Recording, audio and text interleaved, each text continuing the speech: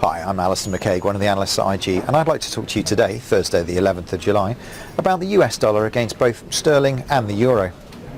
Last week we heard from both the Bank of England and the European Central Bank, who stated that they would hold interest rates at these current levels for some considerable time.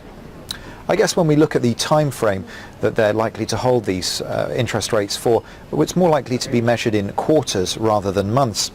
Subsequently, we saw sterling against the US dollar drop by about 500 pips and the euro against the US dollar drop by about 200 pips.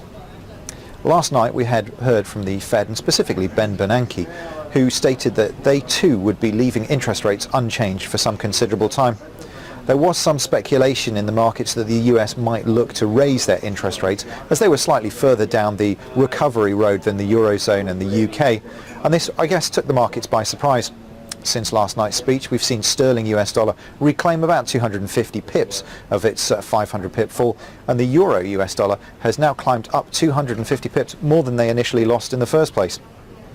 Although the Fed's quantitative easing policy has predominantly benefited the equity markets, it does highlight how closely the currency traders need to monitor what's being said by the FOMC.